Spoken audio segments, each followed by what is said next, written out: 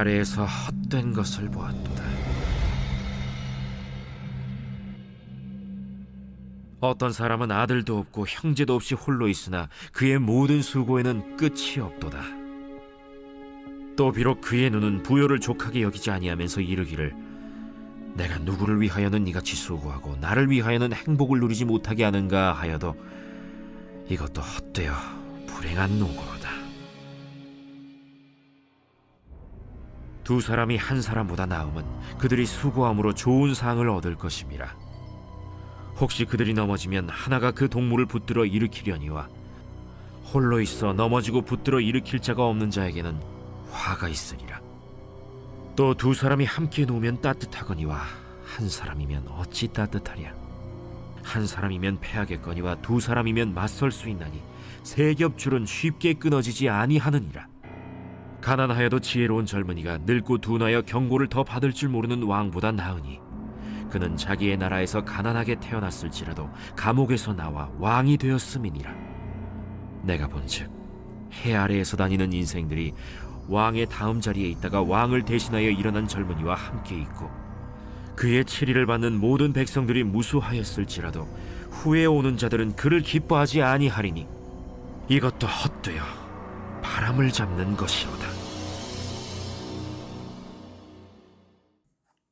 할렐루야. 오늘 저는 전도서 4장 7절부터 16절까지 말씀으로 주변을 소중히 해야 합니다 라는 제목으로 오늘 나누고자 합니다. 솔로몬은 모든 4개의 성경을 쓴 것으로 알려져 있습니다. 그중 시편에 남긴 몇 개의 시를 제외하고요. 그가 주도적인 저자로 등장하는 본문은 3개지요. 젊어서 쓴 아가, 그리고 중년의 나이에 쓴 잠언, 그리고 그의 말년에 쓴 전도서입니다. 이 3개의 성경에는요, 인생이 담겨 있기도 합니다. 아가서에는 솔로몬의 젊음과 사랑이 기록되어 있고요. 이것은 하나의 메타포로, 은유적 표현이죠. 하나님과 성도의 사랑으로 보여집니다. 솔로몬의 중년의 나이에 기록이 된 잠언은요, 가장 유명한 책이기도 하죠. 말 그대로 지혜의 언어입니다. 삶을 살아가는 지혜를 배우게 되는 책이에요. 아가서에서 젊음과 사랑, 그리고 잠언에서 삶의 지혜를 말하고 있다면은 마지막 책인 전도서는 어떤 내용을 기록하고 있을까요? 참 재밌게도 전도서는 요약하면 이렇습니다. 내가 젊음도 사랑도 인생의 부와 명예도 다 겪어봤지만 헛되더라. 이제 나는 죽음을 기다리고 있노라. 이것이 바로 전도서에서 전도자가 하는 이야기입니다. 젊음을 누리고 쾌락을 즐기고 꿈을 찾아 인생의 지혜를 논하며 성공을 결국 손에 쥐게 되어도 인생의 마지막은 죽음이더라, 허무하더라. 이것이 아가, 잠언, 전도서를 관통한 하나의 진리입니다. 그러면요, 우리의 인생은 어차피 이렇게 허무한 결말을 향해 달려가기 때문에 의미가 없는 것일까요?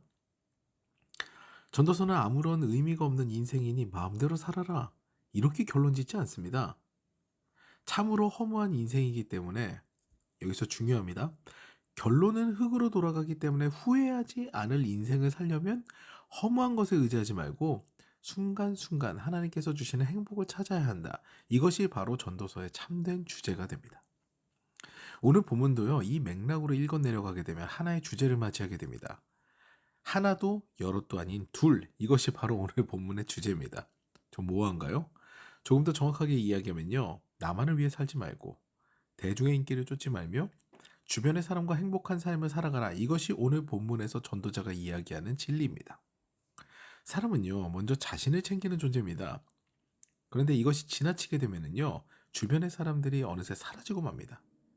꼬리표가 달리는데 이기적인 사람, 이 꼬리표를 달게 되면은요, 아무리 성공하고 아무리 부유하게 되어도 그의 인생에서 수고는 끝이 없습니다. 왜냐하면 주변에 사람이 없거든요. 삶은 결국 얼마나 누리느냐가 참 중요한 가치예요.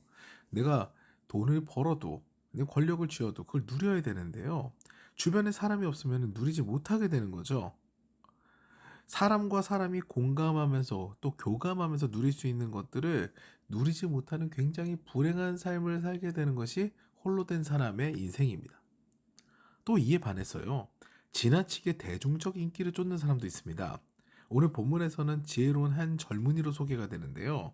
그런데 그 지혜로운 젊은이가 끝까지 지혜롭냐? 그렇지 않아요.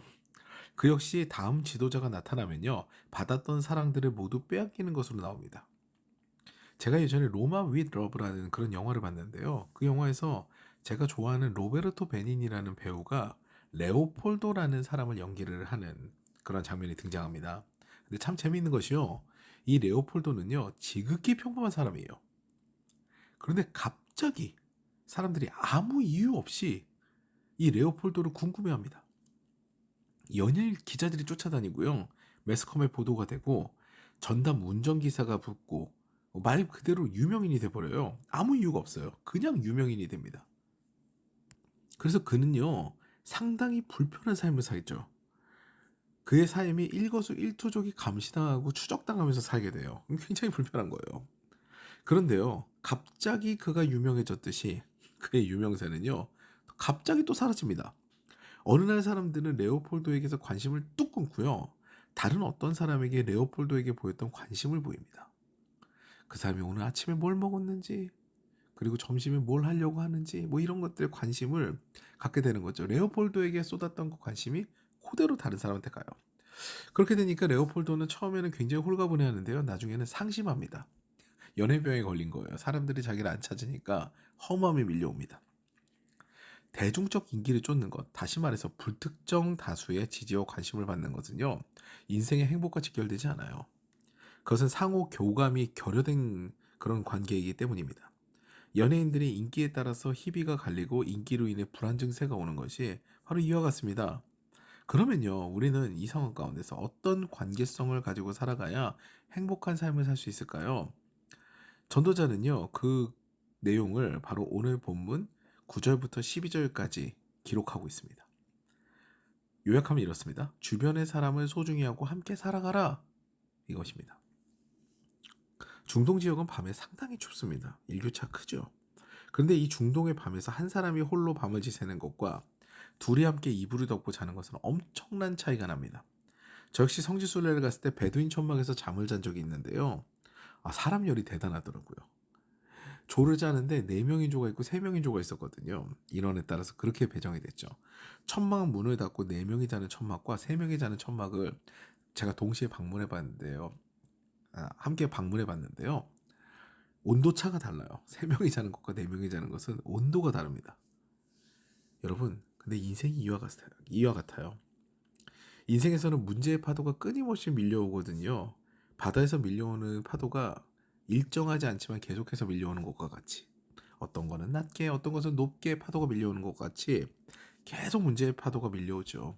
그런데 이 밀려오는 파도를 혼자 헤쳐가느냐, 주변의 사람들의 시선을 한 몸에 받고 역시 혼자 헤쳐가느냐, 아니면 함께 손잡고 주변의 사람들과 함께 헤쳐가느냐, 이것이 우리에게 주어진 굉장히 중요한 선택지다라고 전도자는 이야기를 하고 있는 거죠.